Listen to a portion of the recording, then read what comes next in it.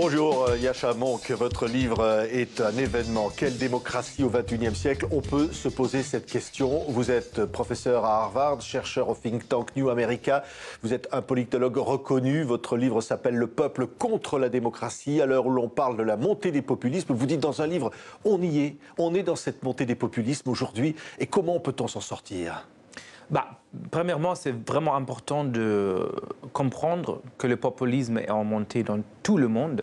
En fait, les 4 démocraties les plus populaires du monde maintenant sont gouvernées par des populistes autoritaires. Oui. Vous dites, par exemple, la démocratie américaine? L'américaine, brésilienne, oui. En Inde et en Indonésie aussi. Oui. Et alors, on a vu dans beaucoup d'instants dans l'histoire que ce genre de populiste autoritaire est une vraie menace pour la durée de la démocratie. Oui. Mais enfin, qu'est-ce que c'est que le populisme par rapport à la démocratie? Nous devons comprendre qu'en fait, notre système politique est une démocratie libérale, c'est-à-dire qu'elle a un double but. On veut qu'on soit libre, que nous, on décide que dire ou pas dire, comment prier, aussi prier de tout, comment gérer notre vie privée.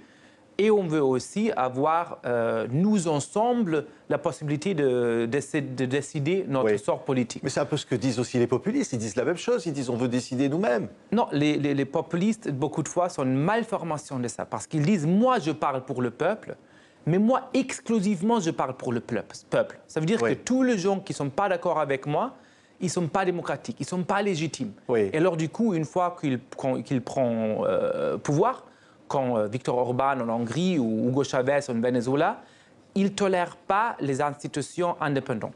Ils ne tolèrent pas la critique. Ils ne tolèrent pas l'opposition. Mais la critique qui est faite à la démocratie, c'est de dire c'est la majorité et la minorité n'a pas de pouvoir. Par exemple, en France, on accuse finalement le pouvoir central d'une sorte de monarchisme. Oui, et c'est pour ça qu'on a besoin d'une démocratie libérale qui a aussi des institutions indépendantes qui peuvent critiquer le président de la République, des cours qui peuvent dire ça va contre la Constitution, des médias qui peuvent dire ah là vous êtes en train de prendre tellement de pouvoir qu'on ne pourra pas vous critiquer. Oui, c'est des contre-pouvoirs. C'est ça. Et les populistes se tournent contre le contre-pouvoir parce qu'ils disent par définition moi je suis le peuple. Tous les gens qui ne sont pas d'accord avec moi, ils sont contre le peuple, ils sont des ennemis du peuple. Et alors, c'est une manière de prétendre d'être démocratique quand, en fait, on fait un attentat à la démocratie même. Oui, mais alors, au fond, la démocratie aujourd'hui est malade, la démocratie n'est plus défendue.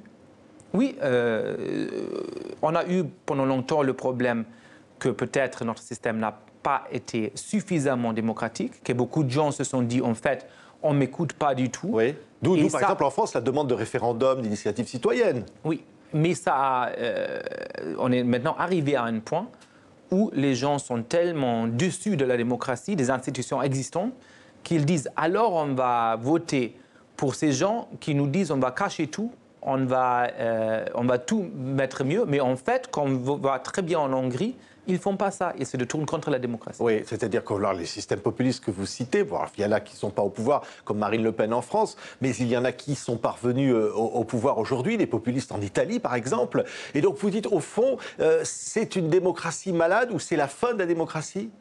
C'est une démocratie menacée. J'ai fait une étude, par exemple, globale qui montre qu'est-ce qui se passe quand les populistes prennent pouvoir. C'est juste dans une minorité des cas où ils partent de pouvoir après des élections libres. Dans la moitié des cas, ils changent la Constitution pour se donner plus de pouvoir. Normalement, les gens perdent beaucoup de leur liberté.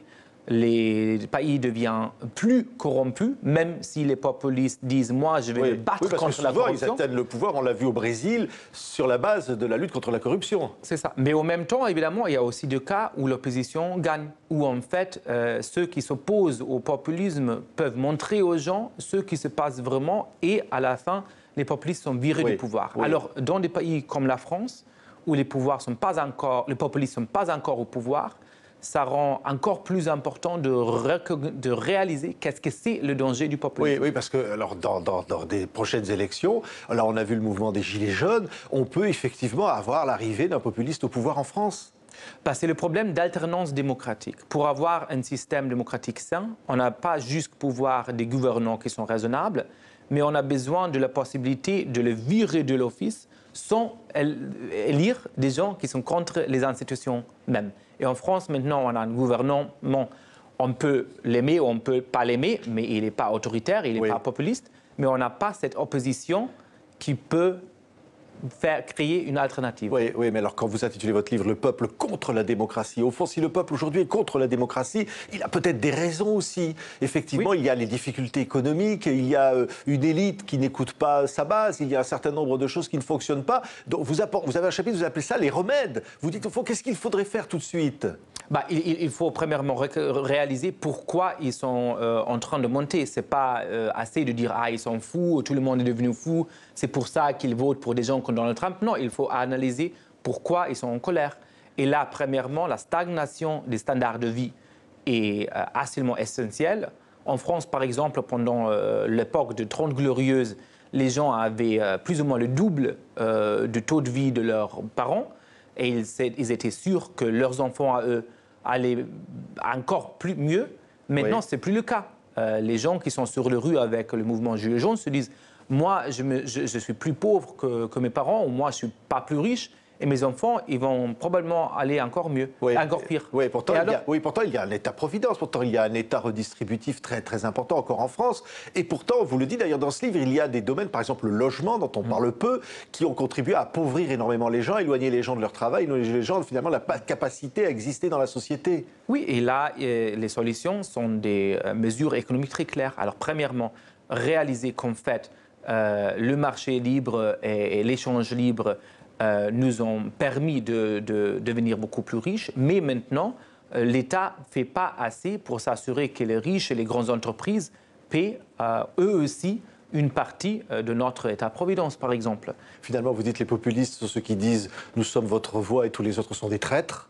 Et la démocratie, elle dit quoi? Elle dit nous sommes votre voix, mais nous acceptons ceux qui ne sont pas d'accord. Oui, un politicien démocratique dit « c'est très important que vous votez pour moi, je suis convaincu que je représente le peuple mieux que mon adversaire, c'est très important que je gagne ces élections, j'ai une bonne vision pour ce pays, mais j'accepte que si je perds les élections, mon adversaire, pas mon ennemi, mon adversaire politique est aussi raisonnable, lui aussi il est un Français, lui aussi il est un patriote, lui aussi il veut respecter la démocratie et la beauté de la démocratie, ce que dans 4 ou 5 ans, je peux encore m'opposer à lui et avoir une autre chance à vous convaincre de mon programme à moi.